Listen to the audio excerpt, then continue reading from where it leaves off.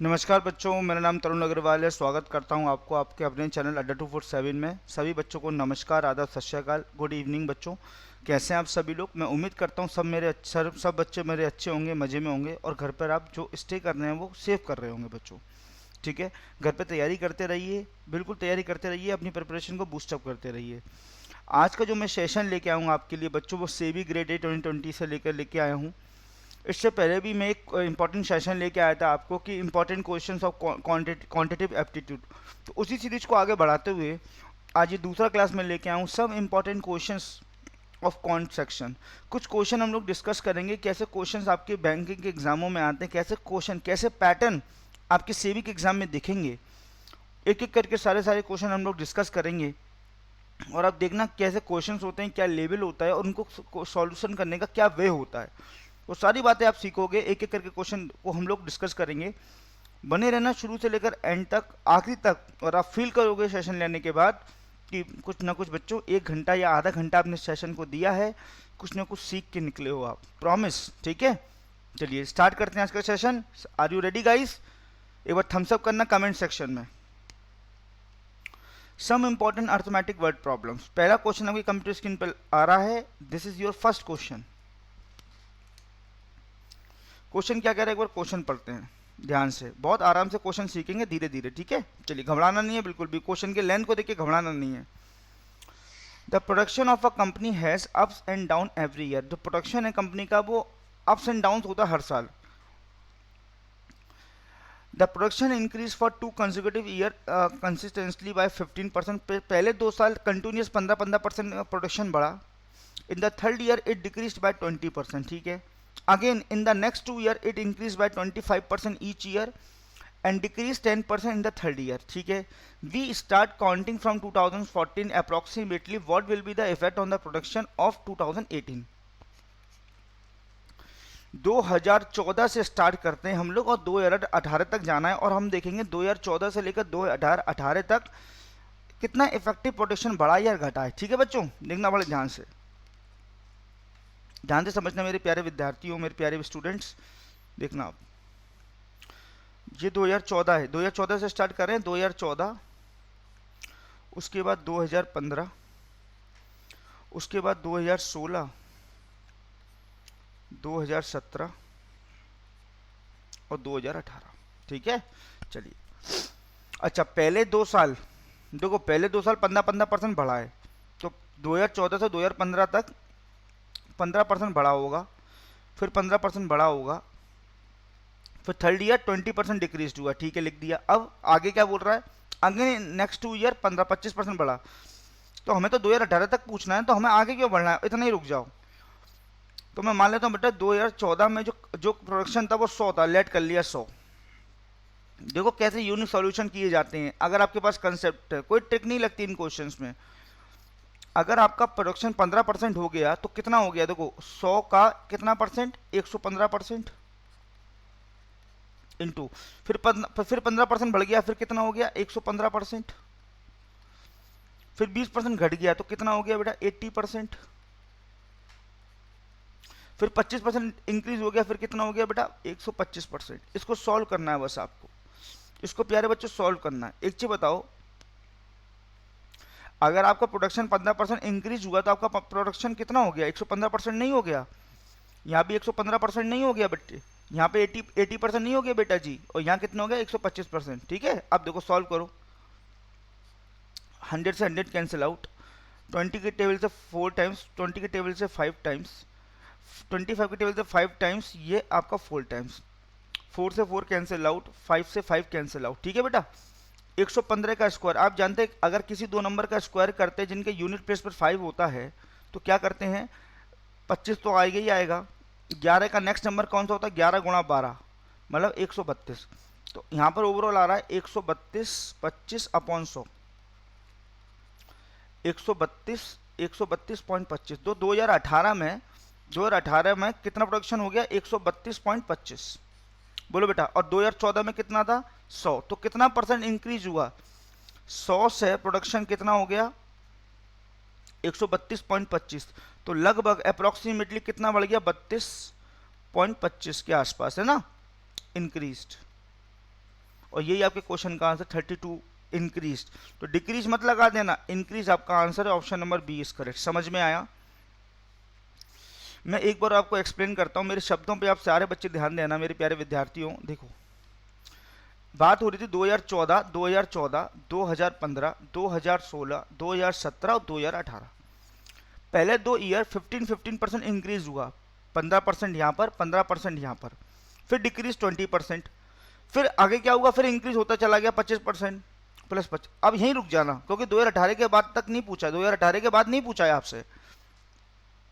तो 2014 में मैंने प्रोडक्शन मान लिया 100 यूनिट। अगर आपका प्रोडक्शन 15% इंक्रीज हुआ है तो कितना हो गया, 115% हो गया, नहीं हो गया?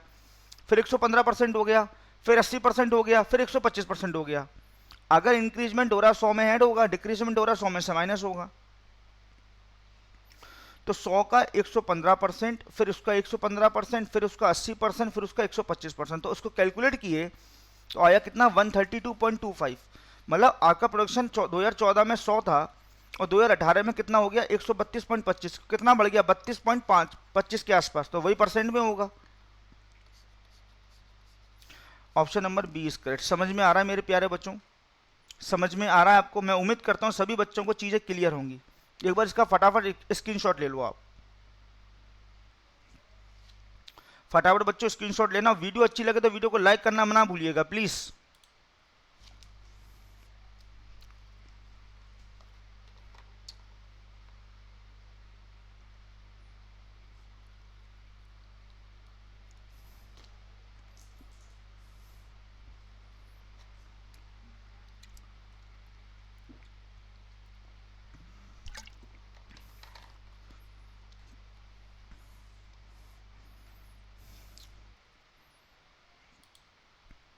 नेक्स्ट क्वेश्चन क्या करें, क्वेश्चन नंबर नेक्स्ट पढ़ते हैं। A reduction of 10% in a price of apple enables a man buy 10 apples more for 54 rupees. Find the reduced price apple per dozen. बेटा आपको एक चीज पता है, आपको एक प्रॉपर्टी पता है? देखो प्रॉपर्टी, यहाँ पे एक प्रॉपर्टी सिखाता हूँ, एक बहुत अच्छी सुंदर प्रॉपर्टी सिखाता हूँ आपको। इफ, यहाँ लिखता हूँ, इफ एक्सपेंडिचर आर सेम, अगर खर्चा समान है तो जो प्राइस होता है ना बेटा, प्राइस वो किसके इनवर्स प्रोपोर्शन होता है, कंजम्पशन के। वो किसके इनवर्स प्रोपोर्शन होता है, कंजम्पशन के इनवर्स प्रोपोर्शन होता है। मतलब P1 upon P2 is equal to C2 बटे C1। मैं आपको बहुत बेहतरीन तरीका सिखाने जा रहा हूँ इस तरह के क्वेश्चंस का, ठीक है। 10% प्राइस कम हुआ एप्पल का, तो उसने क्या करा, 55 रुपए में 10 एप्पल ज्यादा लिया है। तो 54 रुपए तो आपका खर्चा फिक्स है ना, फिक्स्ड। जो आपका एक्सपेंडिचर है वो फिक्स है ना, फिक्स्ड। तो वो कैसे करेंगे, समझना बेटा। देखो यहां लिखना, मैं यहां सिखा रहा हूं, यहां लिखना इनिशियल और यहां लिखना न्यू और यहां लिखना प्राइस। मैंने मान ली प्राइस पहले एप्पल की 100 थी, तो अब कितनी हो गई, 10% इंक्रीज हो गई, 110 हो गई, है ना। तो प्राइस का रेशो कितना हो गया, 10 और 11। प्राइस का रेशो 10 और 11 है, तो कंजम्पशन का रेशो कितना हो, कंजम्पशन का 11 और 10, उल्टा कर दिया, अपोजिट। इसका मतलब पहले 11 एप्पल लाते थे, अब 10 एप्पल लेके आ रहे हो। पहले 11 एप्पल कंज्यूम करते थे, अब 10 एप्पल कंज्यूम कर रहे हो। कितने की कमी आई, कितना डिक्रीज हुआ, डिक्रीज 1। और यहां पर कितना डिक्रीज हुआ आपका, अच्छा मैंने उल्टा कर दिया, प्राइस घटा है बढ़ा नहीं है, सॉरी, प्राइस घटा है बढ़ा नहीं है बेटा, प्राइस आपका डिक्रीज हुआ है, सॉरी मैंने उल्टा कर दिया। रुको रुको रुको रुको भैया, प्राइस कम हुआ। अच्छा एक चीज बताओ, आपका प्राइस बढ़ा और कंजम्पशन कम हुआ क्योंकि आपका एक्सपेंडिचर क्या है, सेम, या फिर आपका प्राइस कम हुआ तो कंजम्पशन बढ़ेगा, क्यों, क्योंकि आपका एक्सपेंडिचर क्या है बेटा, सेम। तो देखो यहाँ पे प्राइस घटा है, डिक्रीज हुआ है, तो आपका कंजम्पशन कितना बढ़ गया, 10 एप्पल बढ़ गया, नहीं बढ़ गया। तो पहले प्राइस 100 मान लो, तो अब कितना हो गया, 90। तो प्राइस का रेशो कितना होगा, 10 और 9, है ना। तो कंजम्पशन का रेशो कितना होगा, 9 और 10। क्या मतलब है इसका, पहले 9 एप्पल लेके आते थे, आज 10 एप्पल लेके आ रहे हो। कितना इंक्रीज हुआ, कंजम्पशन 1। और यहां कितना इंक्रीज हुआ, 10 एप्पल। क्या मैं ये कह सकता हूं कि 1 यूनिट की वैल्यू 10 एप्पल है, बोलो बेटा। 10 एप्पल है, बोलो। तो 9 यूनिट की वैल्यू कितनी होगी? 90 एप्पल। और 10 यूनिट की वैल्यू कितनी होगी? 100 एप्पल्स। कितने एप्पल्स? 100 एप्पल्स। ठीक है बच्चों, 100 एप्पल्स। समझ में आया बेटा? लेकिन अगर आपसे क्वेश्चन ये पूछता कि आप ओरिजिनल कंजम्पशन बताइए, ओरिजिनल कंजम्पशन, तो आंसर कितना देते? 90 एप्पल्स। अगर क्वेश्चन ये पूछता कि आपका न्यू कंजम्पशन बताइए, न्यू कंजम्पशन, तो आप आंसर कितना देते? 100 एप्पल्स। लेकिन आपसे क्वेश्चन पूछ रहा है find the reduce price of Apple पर दर्जन। प्राइस पूछ रहा है, न्यू प्राइस पूछ रहा है, न्यू प्राइस। तो बेटा एक चीज बताओ, न्यू प्राइस पूछ रहा है, रिड्यूस प्राइस। तो बेटा एक चीज बताओ, कितने रुपए खर्च करते थे? 54 रुपए। 54 रुपए में आज कितने एप्पल आ रहे हैं? 100 एप्पल आ रहे हैं, 100 एप्पल। 100 एप्पल आ रहे हैं, तो एक एप्पल का प्राइस कितना होगा? एक एप्पल का 0.54। और आपको कितने एप्पल का निकाला? पर दर्जन का मतलब 12 एप्पल का। तो यहाँ पे 12 का मल्टीप्लाई कर दीजिए, 12 चौके 48 का 4 हासुल 8 हासुल लगा 4, 12 पंजे 60 और 64, तो कितना हो गया? 64.8। 64.8। मैं इस क्वेश्चन को दोबारा आपको समझाता हूं। देखो, हमेशा एक चीज याद रखना, आप जानते हैं प्राइस इनटू कंजम्पशन बराबर क्या होता है? एक्सपेंडिचर। ये आप जानते हो, बिल्कुल जानते होंगे। अगर प्राइस बढ़ेगा तो कंजम्पशन घटेगा। कब? जब एक्सपेंडिचर क्या होगा? सेम होगा। या फिर अगर प्राइस घटेगा तो कंजम्पशन बढ़ेगा। कब? जब एक्सपेंडिचर क्या होगा? सेम होगा। तो देखो, जैसे प्राइस कम हुआ 10%, कंजम्पशन कितना बढ़ गया? 10 एप्पल मोर, क्योंकि यहाँ पे एक्सपेंडिचर क्या है? सेम। और जब एक्सपेंडिचर, मेरे प्यारे विद्यार्थियों, जब एक्सपेंडिचर सेम होता है तो क्या प्रॉपर्टी लगती है? प्राइस इन्वर्सली प्रोपोर्शन किसके होता है? कंजम्पशन के होता है। P1 upon P2 equal to C2 बटे C1, ये होती है प्रॉपर्टी। इस प्रॉपर्टी का आपको पता होना चाहिए। ठीक है, अब लगाओ यहां पे एक तरीका रेशो का। यहां लिखो इनिशियल, यहां लिखो न्यू, और यहां लिखेंगे प्राइस। मान लो प्राइस पहले 100 था, अब हो गया 90, तो प्राइस का रेशो कितना होगा मेरे प्यारे विद्यार्थियों? 10:9। तो कंजम्पशन का प्राइस, कंजम्पशन कितनी हो गई? 9:10 हो गई। मतलब पहले 9 एप्पल लेके आते थे, आज 10 एप्पल लेके आ रहे हो। कितना एक्स्ट्रा ला रहे हो? मोर 1। और 1 की वैल्यू यहाँ कितने एप्पल्स हैं? 10 एप्पल्स। 1 को 10 बनाने में 10 का मल्टीप्लाई होगा, यहाँ भी 10 का, ये हो गया 90 एप्पल्स। और यहाँ भी 10 का, तो ये हो गया 100 एप्पल्स। कंजम्पशन तो आप, एक्सपेंडिचर तो आपका सेम है। आपसे पूछ रहा है फाइंड द रिड्यूस प्राइस पर केजी। रिड्यूस का मतलब न्यू प्राइस। तो बताओ कितने रुपए खर्च करे आपने? 54 रुपीज। 54 रुपीज में आज कितने एप्पल आ रहे हैं? आज 54 में आज कितने एप्पल आ रहे हैं? 100 एप्पल्स। 100 का मल्टीप्लाई, तो 1 एप्पल का कॉस्ट कितना हो गया? 1 एप्पल का कॉस्ट 0.54 रुपीज। पर दर्जन का मतलब आपको 12 एप्पल का कॉस्ट निकालना, 12 एप्पल का, तो 0.54 इंटू 12, तो आंसर कितना होगा? 6.48 रुपीज पर दर्जन। समझ में आया? और मान लो यहाँ पे रिड्यूस की जगह आपसे होता ओरिजिनल, ओरिजिनल पूछ लेता, ओरिजिनल प्राइस पर दर्जन, तो क्या करते आप? अच्छा, फिर क्या करते आप? फिर 54 रुपए में कितने एप्पल आते थे? शुरू में कितने लेके आते थे? 90। तो अपॉन 90 करोगे, एक एप्पल का प्राइस आएगा, इंटू 12 करोगे तो 12 एप्पल का प्राइस आएगा। न्यू पूछ रहा है तो 100 एप्पल का डिवाइड करना है, एक एप्पल की कॉस्ट आ जाएगी, एक एप्पल की। और अगर ओरिजिनल पूछेगा तो 90 एप्पल का डिवाइड करेंगे तो एक एप्पल की कॉस्ट आ जाएगी ओरिजिनल। ठीक है प्यारे बच्चों, तो मैं उम्मीद करूंगा ये वाला कंसेप्ट आपको क्लियर होगा। ठीक है बच्चों, नेक्स्ट इसका स्क्रीनशॉट ले लो एक बार फटाफट, क्विक।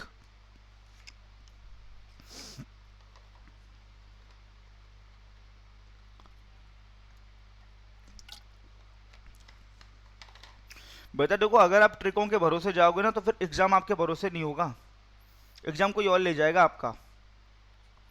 तो ट्रिक्स को जितना दूर हटाओगे, ट्रिक्स लाइक का मीठा जहर, स्वीट पॉइजन। ठीक है, अपने कंसेप्ट को मजबूत करो, अपने कंसेप्ट को मजबूत करो। Concept is power. कंसेप्ट से ही ट्रिक्स निकलती हैं बेटा। अगर कंसेप्ट से ही ट्रिक्स निकलती हैं, ट्रिक्स से कंसेप्ट नहीं निकलते हैं। ठीक है बेटा, तो जितना कंसेप्ट को मजबूत करोगे उतनी ही आपकी स्पीड बढ़ेगी, उतनी आपकी कैलकुलेशन अच्छी होगी। ट्रिक्स से क्वेश्चंस नहीं सॉल्व करते हैं। ट्रिक्स से आप बैंक पीओ या सेबी का, आप सेबी में नौकरी, आरबीआई में नौकरी नहीं ले पाओगे, आप कौन सेक्शन में अच्छे मार्क्स नहीं ला पाओगे आप। तो कंसेप्ट पे ज़्यादा मेहनत करो। ठीक है, नेक्स्ट क्या क्वेश्चन कह रहा है? there were two candidates in an election. 10% voters did not cast their votes. 60% voters were declare invalid. देखो बेटा 60 वोटर्स जो हैं, 60 वोटर्स का वोट जो है इनवैलिड हो गया। ये एक एक्चुअल नंबर दे दिया, एक्चुअल, ये एक आपको एक्चुअल नंबर दे दिया। अगर आप वोट को लेट करते, आप ऐसा करते let total votes, let total vote 100 let करोगे तो आपका नहीं हो पाएगा। क्यों? क्योंकि एक्चुअल नंबर जब देते तो 100 लेट नहीं करते हैं। अच्छा एक्स लेट करोगे तो क्वेश्चन ज्यादा लेंदी जाएगा, ज्यादा जाएगा लेंदी। तो क्या करें, 100 कर नहीं सकते, एक्स करेंगे तो लेंदी जाएगा। तो बीच का रास्ता क्या होता है 100x, बीच का रास्ता क्या होता है 100x। ठीक है, ये 100 का भी काम करेगा और x का भी काम करेगा। ठीक है बच्चे, तो जब भी आपको कोई चीज लेट करनी है और बीच में कोई एक्चुअल नंबर आ जाए, क्वेश्चन में गिवन एक्चुअल नंबर, तो 100 तो लेट करते नहीं है, x करोगे लेंदी जाएगा। तो बीच का रास्ता क्या होता है 100x। तो यहाँ पे मैं पता है क्या करूंगा, यहाँ पे पता है मैं क्या करूंगा बेटा, मैं यहाँ पर वोटों को लेट करूंगा, टोटल वोट्स को लेट करूंगा। 100 कर नहीं सकता, एक्स लेंदी जाएगा, तो बीच का रास्ता क्या 100x। तो मैं बोलूंगा लेट टोटल वोटर्स 100x। ठीक है, अब आगे पढ़ो क्वेश्चन। क्या क्वेश्चन में बोला, 10% voter did not cast their votes. 10% लोगों ने वोट नहीं दिया, तो कितने लोगों ने वोट दिया 90x। ये हो गए आपके कास्टिंग वोट्स, जितने लोगों ने वोट दिया कास्टिंग वोट्स। ठीक है, आगे देखो 60 वोट इनवैलिड हो गए, 60 वोट खराब हो गए, हटा दो, माइनस कर दो। तो कितने वैलिड हैं 90x माइनस 60, ये हो गए आपके वैलिड वोट्स। अब बेटा देखो इसमें एक विनर कैंडिडेट है, इसमें एक लूजर कैंडिडेट, लूजर। तो विनर के बारे में क्या जानकारी दी गई है, the elected candidate got 308 vote more than this opponent if the elected candidate got 47% of the total votes। जीतने वाला बंदा, जो इलेक्टेड कैंडिडेट है, जीतने वाला बंदा टोटल वोट्स का 47% वोट लेके आया, और कितने ज्यादा वोट लेके आया 308% वोट ज्यादा लेके आया। तो मेरे प्यारे बच्चों टोटल वोट्स कितने थे, आपने कितने माने टोटल वोट्स 100x। तो 100x का कितना परसेंट लेके आया 47%। तो कितने परसेंट लेके आया 47x लेके आया होगा। अच्छा एक चीज बताओ, जीत और हार किसमें से डिसाइड होगी, विन और लूज, वैलिड में से। इतने वोटों में से इतने वोट तो लिया आया, तो इस पे कितने होंगे, इसमें से माइनस कर दो, 43x माइनस 60, ये होंगे लूजर के वोट। तो इन दोनों का जो डिफरेंस होगा वही तो जीते हुए वोट होंगे। इन दोनों का डिफरेंस कितना है, घटा दो, 4x प्लस 60, ये इतने वोटों से जीता होगा, जीतने वाला इतने वोटों से जीता होगा, है ना। एक चीज बताओ, जैसे आप और मैं हैं, तो हम गांव में प्रधानी का चुनाव लड़ रहे हैं, मैं लाया 10 वोट, आप लाए 8 वोट, तो मैं कितने वोटों से जीता, डिफरेंस ही तो लोगे, डिफरेंस 2। तो इन दोनों का डिफरेंस कितना 4x प्लस 60। तो देखो according to the question 4x plus 60 की वैल्यू किसके बराबर है 308 के। तो 4x की वैल्यू किसके बराबर होगी बेटा, x की वैल्यू किसके बराबर होगी 62, x की वैल्यू किसके बराबर 62। अब क्या पूछ रहा है, how many votes did each candidate get. तो देखो विनर कितना लेके आया, विनर कितना लेके आया था 47x, तो 47 इंटू 62, और लूजर कितना लाया, लूजर 43 इंटू 62 माइनस 60। तो आपका आंसर होगा, देखो 7 दूनी 14, 4 किस में आ रहा है, 4 इसमें आ रहा है, तो 2914 and 2606। Option number D is correct, option number D is correct guys. एक बार मैं रिपीट करता हूं, देखना मेरे प्यारे विद्यार्थियों, मैंने टोटल वोट्स मान लिए 100x, कोई दिक्कत नहीं, आप भी मान सकते हो, 200x मान सकते हो, 300x मान सकते हो, 100x मैंने मान लिया। 10% लोगों ने वोट नहीं दिया, प्रैक्टिकल सोचो, 10% लोग वोट डालने नहीं आए, तो कितने लोग वोट डालने आए 90x, जिसमें से 60 वोट इनवैलिड हो गए। तो कितने वैलिड हैं, कितने सही हैं, जिसमें से जीत और हार होगी 90x माइनस 60। इसमें एक विनर कैंडिडेट है, इसमें एक लूजर कैंडिडेट है, इन दोनों में लूजर और विनर छुपे हुए हैं। जो विनर कैंडिडेट है वो कितना परसेंट लेके आता, 47% of the total votes. Total votes कितने थे 100x का 47% लेके आता है, मतलब 47x लेके आता है। तो इतने वोटों में से इतने वोट तो ये ले आया, तो इस पे कितने बचे होंगे, इसमें से ये माइनस कर दो, 90x माइनस 60 माइनस 47x, तो कितना बचेगा 43x माइनस 60।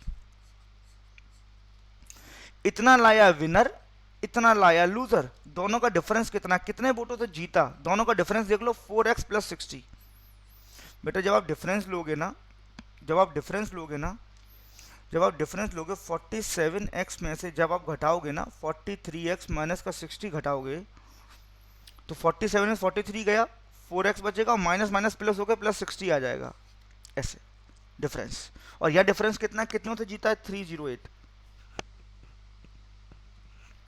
तो 4x की वैल्यू कितनी होगी 248, x की वैल्यू कितनी होगी 62। आपसे पूछ रहा है हर ईच कैंडिडेट कितना लेके आया, तो इस 47x घटा, इसमें गुणा कर दीजिए 47 का 62 और ये इतना, आंसर कितना है 29142606। समझ में आ रहा है, समझ में आ रहा है मेरे प्यारे बच्चों, option number D is correct. ठीक है, option number D is correct. Clear है बच्चों, मैं उम्मीद करता हूं सारे बच्चों को क्लियर होगा। ठीक है, चलो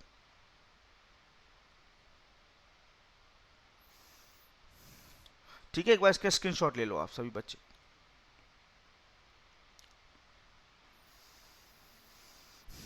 नेक्स्ट क्या बोल रहा है, the price of the sugar went up का मतलब इंक्रीज्ड बाय 25%, है ना। A family decided to reduce its consumption so that the total expenditure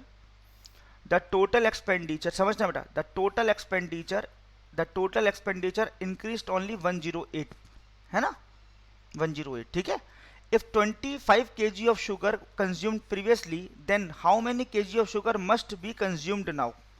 तो मैं ये कह सकता हूं आपको, ओरिजिनल कंजम्पशन आपको दे रखा है 25 किलो, अब पूछ रहा है अब कितना खाता होगा। तो देखो बेटा यहाँ पर एक्सपेंडिचर सेम तो है नहीं है, वाली प्रॉपर्टी तो लगेगी नहीं, पूछो क्यों, क्योंकि एक्सपेंडिचर कितना बढ़ाया, 8% बढ़ गया है, एक्सपेंडिचर सेम नहीं है। तो यहाँ पे हम अपना कंसेप्चुअल काम करेंगे। देखो कैसे, बहुत सिंपल है, बहुत सिंपल बताऊंगा कैसे। ये बताओ, प्राइस इनटू कंजम्पशन बराबर क्या होता है, एक्सपेंडिचर। ठीक है बेटा, यहां लिखोगे इनिशियल और यहां लिखो न्यू। देखना बेटा, ध्यान से देखना, प्राइस कितने परसेंट बढ़ गई, 25%, 25% प्राइस बढ़ गई 25%। इसका मतलब क्या है, अगर पहले प्राइस 100 थी तो अब कितनी हो गई 125। तो अगर मैं इनका रेशो बनाऊं तो कितना होगा 4:5। तो देखो यहां लिखो, पहले 4 थी अब कितनी हो गई 5, है ना। अच्छा खर्चा कितना बढ़ गया, खर्चा 8%। एक काम करता हूं, सुनो, मैं मान लेता हूं मेरा प्रीवियस कंजम्पशन x किलो था और न्यू कंजम्पशन मेरा y किलो है, x और y केजी मैंने लेट कर लिया। ठीक है, अच्छा खर्चा कितना बढ़ गया 8%। कहने का मतलब पहले अगर 100 रुपए खर्च करता था टोटल, अब 108 रुपए एक्सपेंडिचर है। तो रेशो कितना बन गया, 4 के टेबल से कैंसिल आउट कर दीजिए, 25 और 27। तो बेटा ये बताओ यहां पर x केजी की वैल्यू कितनी दिख रही है आपको, 25/4, और y की वैल्यू कितनी दिख रही है 27/5। अब इनका रेशो बना लो आप, 25/4 रेशो 27/5। तो रेशो कितना आया आपका 25 पंजे, क्रॉस मल्टीप्लाई कर दिया करो, 125 रेशो 108। ये आपका x का रेशो, ये आपका y का रेशो। x क्या था आपकी ओरिजिनल कंजम्पशन, y क्या थी आपकी न्यू कंजम्पशन। और आप मुझे बताओ x की वैल्यू तो आपको दे रखी नहीं दे रखी है, पुरानी कंजम्पशन कितनी दे रखी है 25 किलो, और नई कंजम्पशन पूछ रहा है। तो मैं कह सकता हूं 125 यूनिट किसको रिप्रेजेंट कर रहा है 25 किलो को। 125 को 25 बनाने में कितना गुणा करेंगे, इंटू 1/5 का, तो यहां भी कितना 1/5 का। तो कितना हो जाएगा बेटा ये 5 दूनी 10, 21, 21.6 kilo. Option number C is correct. दोबारा सीखते हैं मेरे प्यारे बच्चों, दोबारा सीखते हैं। देखो आपको ये पता है प्राइस इनटू कंजम्पशन बराबर क्या होता है एक्सपेंडिचर, ये आपको पता ही है। प्राइस इनटू कंजम्पशन बराबर क्या होता है एक्सपेंडिचर, है ना। प्राइस 20% बढ़ गई, मन में करेंगे 25% बढ़ने का मतलब 4 का 5। अगर पहले 4 थी अब हो गई 5। मैंने कंजम्पशन को लेट कर लिया x केजी और इधर y केजी, ठीक है। अच्छा खर्चा कितना बढ़ गया 8%। तो अगर पहले खर्चा 100 था तो अब 108 हो गया। तो रेशो कितना बना 25 और 27, नए और पुराने और नए में। तो x की वैल्यू कितनी आ गई यहाँ पे 25/4 kg और y की वैल्यू कितनी आ गई 27/5 kg। इन दोनों का रेशियो बनाया, 20 x की वैल्यू 25/4 और y की वैल्यू 27/5, क्रॉस मल्टीप्लाई कर दिया करो फ्रैक्शन वैल्यू का रेशियो बनाने में। तो x और y का रेशियो आपका आ गया बच्चों 125:108। ये 125 क्या है? इनिशियल कंजम्पशन जो दे रखी है 25 किलो, और 108 क्या है रेशियो में? y की वैल्यू। ये रेशियो है, एक्चुअल नहीं है। तो 125 किसको रिप्रेजेंट कर रहा है? 25 किलो को। तो 125 को 25 बनाने में कितने गुणा करेंगे? 1/5 का। तो 1/5 का यहां गुणा कर दो तो आपका कितना आ गया? 21.6 kg। Option number C is correct. समझ रहे हो बेटा? आप बताओ क्या हो सकता था ये क्वेश्चन ट्रिक से? नहीं, बिल्कुल नहीं। केवल क्या काम आए? आपके कंसेप्ट। मैं आपको सिखा रहा हूं, एक एक चीज एलोबरेट कर रहा हूं, तो मुझे समय लग रहा है। अगर एज अ स्टूडेंट अगर मैं करूंगा एग्जाम में, तो मैं ना तो मैं यहां पर प्राइस लिखूंगा, ये ना तो मैं यहाँ पे कंजम्पशन लिखूंगा, ना मैं यहाँ पे एक्सपेंडिचर लिखूंगा, ना मैं यहाँ पे इनिशियल लिखूंगा, ना मैं यहाँ पे न्यू लिखूंगा। ये तो मेरे माइंड में चलेगा ना, मैं तो सीधे करूंगा 4 5, ये x मान लो, ये y मान लो, ये 25 और ये 27। x की वैल्यू 25/4, y की वैल्यू 27/5, रेशो बनाया 125:108। 125 की वैल्यू 25 किलो, कितना गुना? 1/5। 1/5 करते हुए फटाफट 21.6 आंसर। कितने सेकंड लगेंगे? कितने सेकंड लगेंगे? कितने सेकंड? Up to 10 seconds. इतना बेहतरीन क्वेश्चन करने के लिए बस आपके पास कंसेप्ट होना चाहिए, आपके डायरेक्शन क्लियर होनी चाहिए कि हमें कैसे फोकस करना है, कैसे कौन के क्वेश्चन को सीखना है। समझ में आ रहा है बच्चों? एक बार इसका स्क्रीनशॉट लीजिए तुरंत।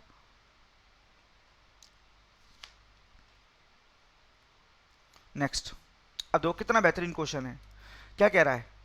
The curve surface area of the sphere is increased by 44%, then what percent would be its volume increase. मैं कितने बेहतरीन तरीके से सिखाऊंगा, आप देखना।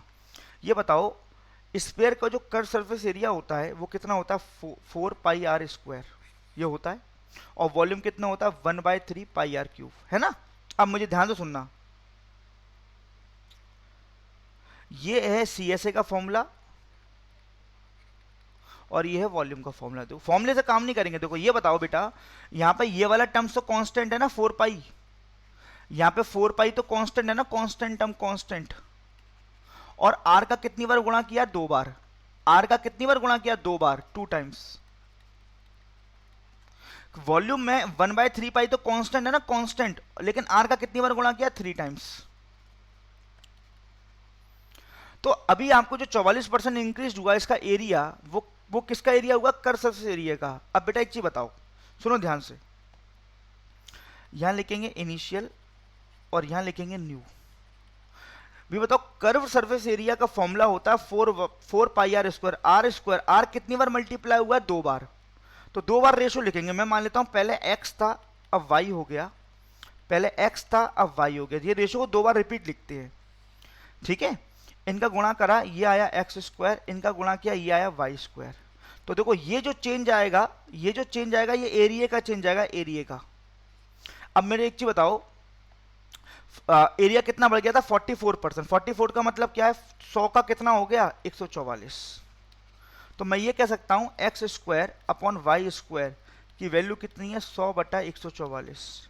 तो x और y की वैल्यू कितनी आ गई? x और y की कितनी आ गई? 10/12। आप क्रॉस चेक करवाऊं आपको? क्रॉस चेक करवाऊं आपको? क्रॉस चेक करवाऊं? देखो मैं बताऊं, क्रॉस चेक करवाता हूं आपको, रुको। क्रॉस चेक ये है, देखो x की जगह 10 लिखो, y की जगह 12 लिखो। 10 12 10 12 तो 100 और ये देखो 144 आ रहा है। तो एरिया कितना बढ़ रहा है? 100 से 144 बढ़ रहा है। अब वॉल्यूम पूछ रहा है, तो वॉल्यूम में r कितनी बार है? 3 बार है ना, 3 बार। तो इसको 3 बार ऐसे लिख दो, यहां पे लिखो इनिशियल, यहां पे लिखो न्यू। देखो 10 का 12, 3 बार लिखना है ना, 3 बार। 10 का 12 10 का 12, तो ये हो गया आपका 1000 और ये हो गया आपका 1728। अब मुझे बता दो, पहले वॉल्यूम आपका 1000 था, अब वॉल्यूम आपका 1728 है। वॉल्यूम कितना इंक्रीज हुआ बताओ? वॉल्यूम कितना इंक्रीज हुआ? 728% में कितना हुआ?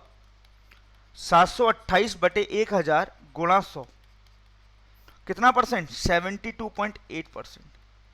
कितना परसेंट? 72.8%। समझ में आ रहा है प्यारे बच्चों? 72.8%।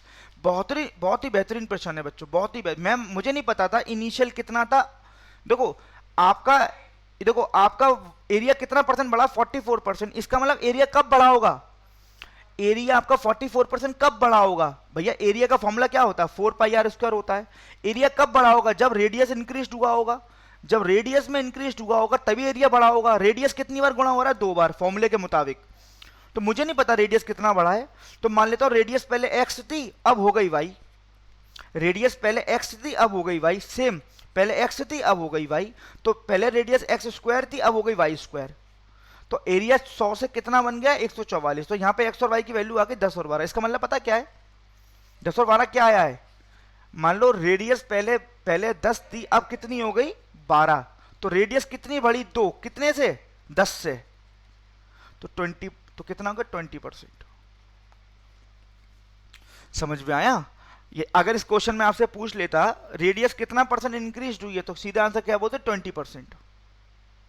भाई रेडियस बढ़ा होगा तभी तो फॉर्मूला, तभी तो वॉल्यूम बढ़ा होगा, वो सॉरी एरिया बढ़ा होगा। तो एरिया मैं मान लेता हूं पहले 100 था, एरिया मैंने मान लिया ये 100 था, तो 144 हो गया। तो x² अपॉन y² की वैल्यू किसको रिप्रेजेंट कर रही है, 100/144। तो x और y की वैल्यू कितनी है, 10 और 12।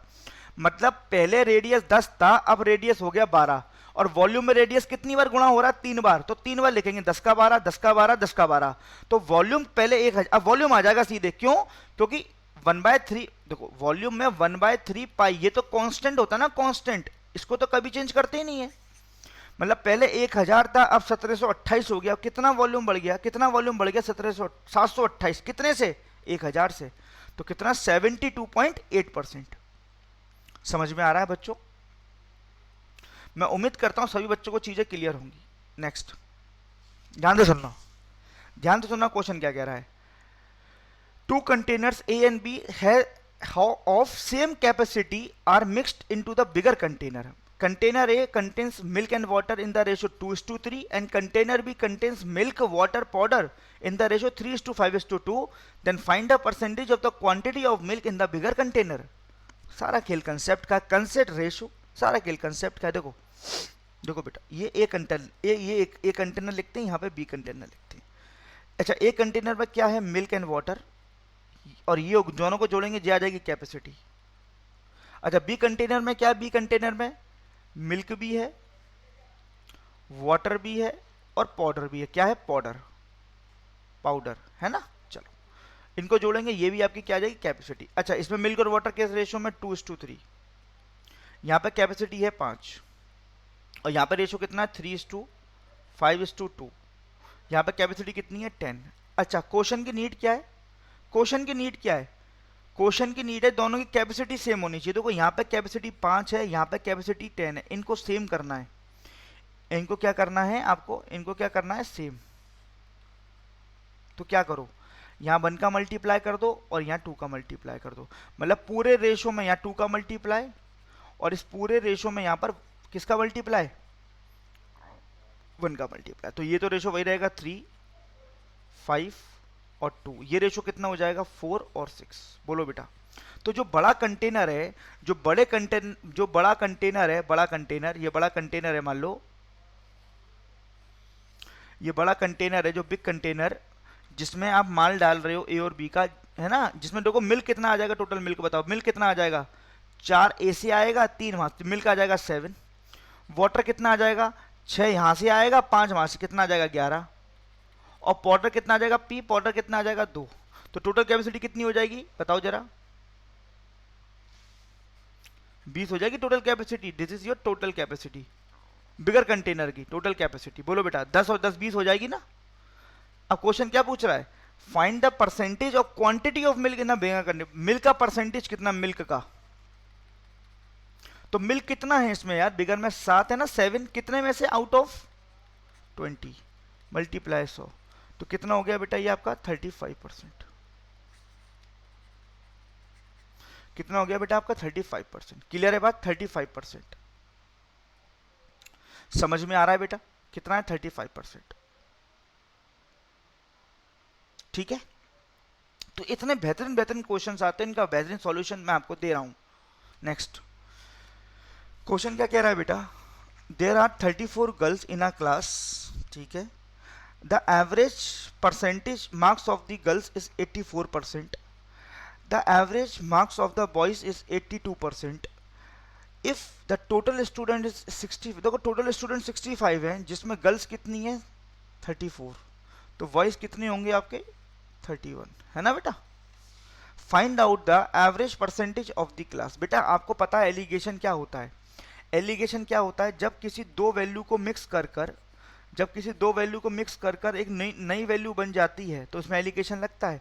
ये बताओ बॉयज और गर्ल्स को मिक्स करूंगा तो ये क्लास बनेगी नहीं बनेगी क्लास, बोलो हाँ या ना। अब देखो यहाँ लिखो गर्ल्स, यहाँ लिखो बॉयज। गर्ल्स का परसेंटेज कितना दे रखा है 84%, बॉयज का परसेंटेज कितना दे रखा है 82%, और आपको किसका परसेंटेज पूछ रहा है क्लास का, ये हो गई आप, ये वाला परसेंटेज आपको पूछ रहा है, ठीक है, ये परसेंटेज पूछ रहा है, ठीक है बच्चे, कोई दिक्कत। और बॉयज गर्ल्स कितने, गर्ल्स हैं कितनी आपके पास, गर्ल्स कितनी है नंबर में 34, और बॉयज कितने नंबर में 31, लिख दिया। अब मुझे बताओ क्या इसको सॉल्व करने की जरूरत है, बिल्कुल नहीं, पूछो क्यों। आपको पता है ये जो बीच वाली वैल्यू होती है ये मीन वैल्यू होती है, ये मीन वैल्यू होती है, ये जो वैल्यू होती है वो इन दोनों के बीच में आती है, 82 और 84 के बीच में आएगी ये वाली वैल्यू, ये जो वैल्यू आएगी 82 और 84 के बीच में आएगी, जो क्वेश्चन मार्क वाली वैल्यू होगी वो 84% और 82% के बीच में आएगी। तो क्या 82 और 84 के बीच 68 आता है, नहीं हो सकता ऑप्शन। 82 84 80 आता है, नहीं हो सकता ऑप्शन। हाँ 83 आता है, ये हो सकता है, ये नहीं हो सकता, ये नहीं हो सकता। तो विदाउट सॉल्व करके अगर आपको एलिगेशन का ज्ञान है तो सीधे आंसर कितना दे दोगे आप 83%। कितना आंसर दे दोगे मेरे प्यारे बच्चों आप 83%, समझ में आ रहा है, कितना आंसर दे दोगे आप 83%,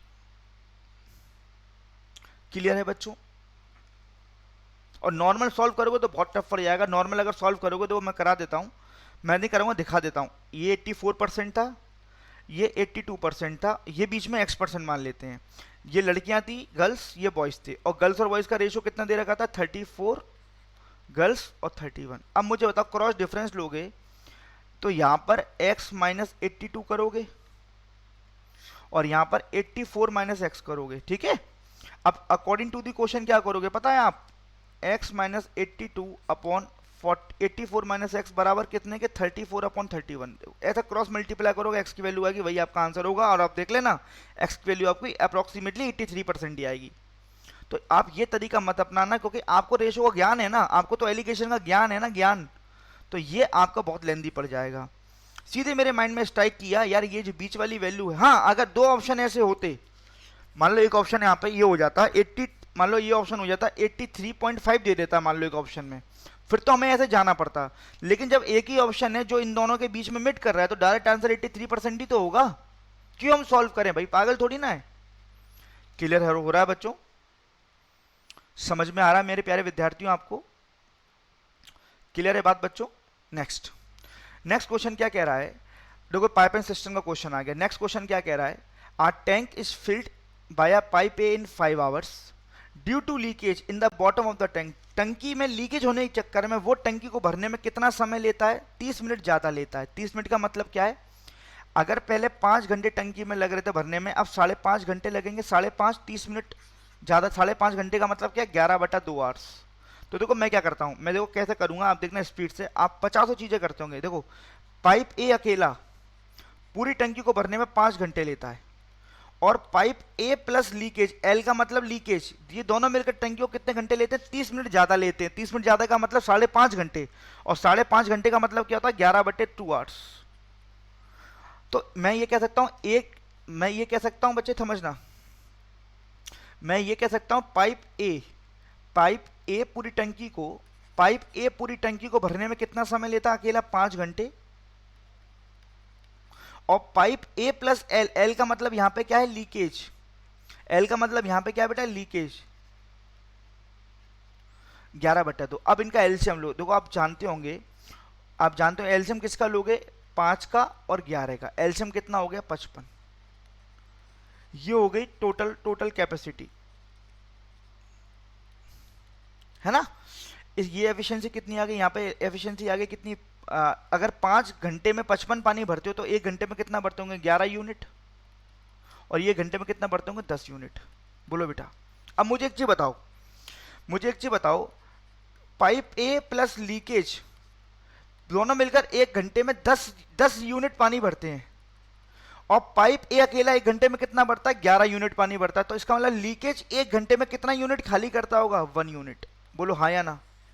तो इसका मतलब ये समझ में आ गया मुझे कि लीकेज 1 घंटे में 1 यूनिट टंकी पानी खाली करता है, 1 यूनिट माइनस के। और क्वेश्चन ये पूछ रहा है find out the time taken by leakage to empty the full tank. टंकी अगर पूरी भरी हो तो लीकेज पूरी टंकी को कितने समय में खाली कर देगा? तो मेरे प्यारे बच्चों, लीकेज का टाइम पूछ रहा है क्वेश्चन में। तो टोटल पानी कितना टंकी के अंदर? 55 लीटर। और 1 घंटे में कितने लीटर खाली करता है? 1 लीटर। तो कितने घंटे लगेंगे? 55 घंटे। कितने घंटे लगेंगे मेरे प्यारे बच्चों? 55 घंटे लगेंगे टंकी को खाली करने में। समझ में आ रहा है? कितने घंटे लगेंगे? 55 घंटे लगेंगे टंकी को खाली करने में। ठीक है बेटा, कितना इजी है ना? बस थोड़े से कंसेप्ट आपके पास होने चाहिए। ठीक है, just take the screenshot. Next बोला जा रहा है pipe A and pipe together can fill the tank in 60 minute. Okay, मतलब pipe A plus pipe B पूरी टंकी को भरने में 60 मिनट लेते हैं। ठीक है, और बोला जा रहा है पाइप ए, पाइप बी और पाइप सी, इनकी एफिशिएंसी का रेशियो दे रखा है 2:3:1। ठीक है, बोला जा रहा है pipe A and pipe B and inlet pipe, मतलब ये वाला पाइप और ये वाला पाइप भरने वाले हैं तो प्लस से आएगी इनकी एफिशिएंसी, और ये वाला पाइप क्या? Minus. Whereas pipe C is outlet, ये माइनस में आएगी इसकी efficiency. Find out the time taken via A plus C together to fill the tank. बेटा एक चीज बताओ, सबसे पहले तो आपको ये निकालना पड़ेगा कि टोटल वाटर कितना है, टोटल वर्क, टोटल कैपेसिटी कितनी है? टोटल कैपेसिटी का मतलब यहाँ पे टोटल वर्क है, और टोटल वर्क का फॉर्मूला क्या होता है? टोटल वर्क का फॉर्मूला आप सभी जानते हो, एफिशिएंसी मल्टीप्लाइड टाइम। ये बताओ ये टाइम किसका गिवन है? ए और बी का गिवन है। तो ये बताओ ए और बी एक मिनट में कितना पानी भरते हैं? 5 लीटर। तो 1 मिनट में ये 5 लीटर भरते हैं और पूरा टंकी भरने में 60 मिनट लेते हैं, तो टोटल पानी कितना हो गया? 300 लीटर। बोलो, इनकी एफिशिएंसी दे रखी है 2:3:1। ए और बी की एफिशिएंसी कितनी है? 2:3। दोनों मिलकर कितना पानी भरते हैं? 1 मिनट में 5 लीटर, और दोनों ने 60 मिनट में पूरी टंकी भर दी, तो टोटल पानी कितना होगा? 300 लीटर। अब ये 300 लीटर पानी आपको भरवाना है किससे? ए प्लस सी से। तो आपको टाइम किसका निकालना है? ए प्लस सी का। ए प्लस सी का टाइम निकालना है। तो पानी कितना है? 300 लीटर है। अच्छा, इनकी एफिशिएंसी कितनी है? ए भरता है +2 और सी खाली करता है -1। तो ओवरऑल देखा जाए तो इनकी इनकी एफिशिएंसी है +2 -1 1। तो दोनों मिलकर कितना पानी भरे, कितना मिनट ले लेंगे? एक साथ मिलकर 300 मिनट ले लेंगे टंकी को क्या करने में? भरने में। तो आंसर हो जाएगा 300 मिनट। आंसर कितना हो जाएगा बच्चे? 300 मिनट। समझ में आ रहा है? मैं उम्मीद करता हूं सारे बच्चों को चीजें समझ में आ रही होंगी बेटा। ठीक है,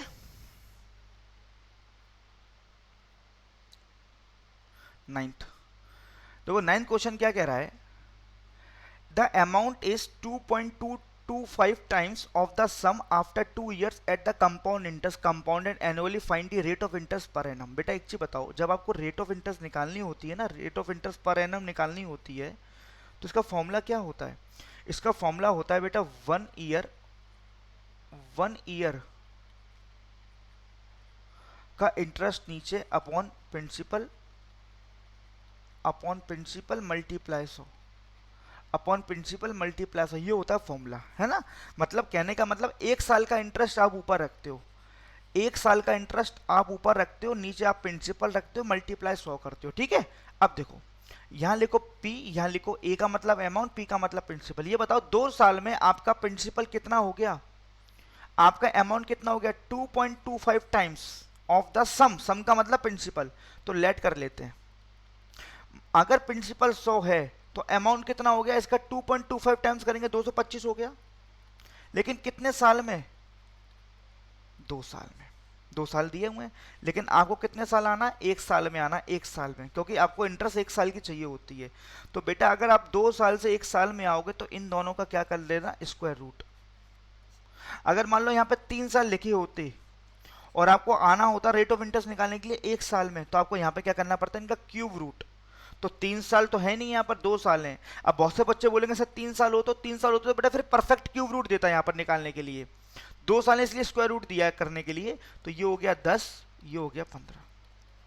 तो मैं ये कह सकता हूँ प्रिंसिपल आपका 1 साल का 10 रुपए है, अमाउंट 1 साल का 15 रुपए, तो 1 साल की ब्याज कितनी, इंटरेस्ट 5 रुपए। तो रेट ऑफ इंटरेस्ट क्या होता है, रेट ऑफ इंटरेस्ट 1 साल की ब्याज ऊपर, प्रिंसिपल नीचे, गुणा 100, 50% पर है। ये सारे कंसेप्ट मैं कंपाउंड इंटरेस्ट में सिखाता हूँ, सारे एक एक चीज कंपाउंड इंटरेस्ट में आपको सिखाऊंगा एक एक चीज। तो बच्चे ये तो एक ट्रेलर था, तो मैं उम्मीद करता हूँ ये 9 क्वेश्चन मैं आज लेके आया हूँ। मैं उम्मीद करता हूँ ये 9 क्वेश्चन आपको समझ में आए होंगे, आपने देखा होगा हाँ ये this is the unique way to solve this type of questions. और ये क्वेश्चन इतने इंपॉर्टेंट है, ये अधिकतर रिपीट होता है बैंकिंग एग्जामों में, अधिकतर ये कंसेप्ट रिपीट होते हैं। मैं ये नहीं कहूंगा ये जो क्वेश्चन मैं दे रहा हूँ एज इट इज वही आ जाएगा, नहीं, कंसेप्ट आएंगे। कंसेप्ट ही सीखते हैं क्लासेस में बच्चों, कैसे अप्रोच करते हैं, कैसे क्वेश्चन कहाँ से स्टार्ट होता है और कहाँ से खत्म होता है। तो इस ऐसे सेशन में बनाता रहूंगा सेबी ग्रेड ए के लिए, लेकिन आप एक प्रॉपर गाइडलाइन से पढ़ना चाहते हो, आप चाहते हो, क्योंकि मेरा सेशन यूट्यूब पर 1-2 दिन 3-4 दिन बाद आएगा गैप में, लेकिन आप कंटिन्यूस पढ़ना चाहते हो मुझसे, कंटिन्यूस सेबी में आप पढ़ना चाहते हो, सेबी का हमारा पेड बैच ज्वाइन करिए और अपनी प्रिपरेशन को हमारे साथ क्या करिए, अच्छा करिए बच्चों। तो ये कुछ बैचेस की डिटेल है आपके सामने। ये तो बैच ऑलरेडी रन हो रहा है, रन हो चुका है 16 मार्च से, और इसमें मैंने तो 80% कवर करा ही दिया है कोर्स, ठीक है, क्योंकि 3 से 4 आपका सेशन होता है, फिर एक्स्ट्रा सेशन भी मैं लेता रहता हूँ, ठीक है गाइस। तो अगर आप इसको लेना चाहते हो तो उसको ले लो, आप इसको ले लो, आप इसको लेना चाहते हो तो। और आप किस पे विजिट करेंगे रेट वगैरह देखने के लिए, adda247.com हमारी वेबसाइट पे विजिट करिएगा। आपके जो कोर्स रह गया है, आपका जो कोर्स, जैसे जो क्लास आपकी मिस हो चुकी हैं, उसका आपको रिकॉर्डेड सेशन मिल जाएगा, है ना। आप कौन सा कोड लगा देना, U195 आपको कूपन कोड लगा देना, जिसमें आपको मैक्सिमम डिस्काउंट मिलेगा जो इस समय चल रहा है, जो इस समय अड्डा 247 पर चल रहा होगा, वही आपको डिस्काउंट इस कोड पे मिल जाएगा, ठीक है बच्चों। लेकिन आप चाहते हो कि बिल्कुल फ्रेश बैच लेना चाहते हो, बिल्कुल फ्रेश न्यू स्टार्ट, बिल्कुल स्टार्टिंग से, तो 17 अप्रैल से हमारा बैच स्टार्ट हो रहा है, 12 से 5 की इसकी टाइमिंग है ना। कोड कौन सा लगाएंगे, U195। दोनों बैचेस बायलिंगुअल चल रही हैं, ये वाला जो स्टार्ट होने वाला है और जो हो चुका है वो भी आपका बायलिंगुअल है। फैकल्टी आप सबसे जानते हैं, प्रांशु मैम, मैं, तरुण, नीरजा मैम रीजनिंग पढ़ाती हैं और उदिशा मैम आपकी इंग्लिश पढ़ाती हैं, ठीक है गाइस। लेकिन अगर आप चाहते हो कि केवल आपको इंग्लिश मीडियम में ही पढ़ना है, प्रॉपर इंग्लिश में ही कंटिन्यूस करना है, मतलब फैकल्टी बोले भी इंग्लिश में, तो इसमें मेरी जगह केवल चेंज है, सिद्धार्थ सर पढ़ाएंगे फिर आपको। तो ये भी बैच 17 तारीख से स्टार्ट हो रहा है, इसकी टाइमिंग क्या है, 12 से 7। कोड लगाना ना भूलिएगा अगर आप मैक्सिमम डिस्काउंट चाहते हो तो U195, ठीक है बच्चों। तो मैं उम्मीद करूंगा कि आपको ये चीजें पसंद आई होंगी, मैं उम्मीद करूंगा कि आपको सेशन आज का बहुत अच्छा लगा होगा बच्चों, और ऐसी सेशन में लेके आता रहूंगा। अगर आप अपने प्यार मुझे देते रहिएगा, वीडियो को लाइक जरूर करिएगा बच्चों। जितने भी बच्चे सेशन को देख रहे हैं या बाद में रिकॉर्डेड देखेंगे, तो इसको लाइक करना मत भूलिएगा अगर अच्छा लगे तो, और बेकार लगे तो डिसलाइक भी करिएगा। मुझे पता लगा कि कितने बच्चों को सेशन पसंद नहीं आ रहा है मेरा, ठीक है बच्चों। लेकिन जो मेहनत की जाती है केवल आपके लिए की जाती है, तो मैं उम्मीद करूंगा, मैं ऐसा उम्मीद करता हूं कि आपको मैं काफ़ी हद तक चीज़ें सिखा पाने में कामयाब रहा हूँगा, है ना बच्चों। और जो बच्चे हमारे प्लेटफॉर्म पे नए, हमारे चैनल पे नए हैं, तो इसको चैनल को, हमारे adda247 चैनल को सब्सक्राइब करना ना भूलिएगा बच्चों, ठीक है बच्चों। तो आज के लिए इतना काफ़ी रखते हैं, आज के लिए इतना काफ़ी रखते हैं बच्चों, ठीक है। तब तक के लिए bye bye, best of luck guys. अपने घर में रहिए, सेफ रहिए और स्टडी को मेंटेन करते रहिए, कंटिन्यूस करते रहिए। Bye bye guys, best of luck, जय माता दी, राधे राधे।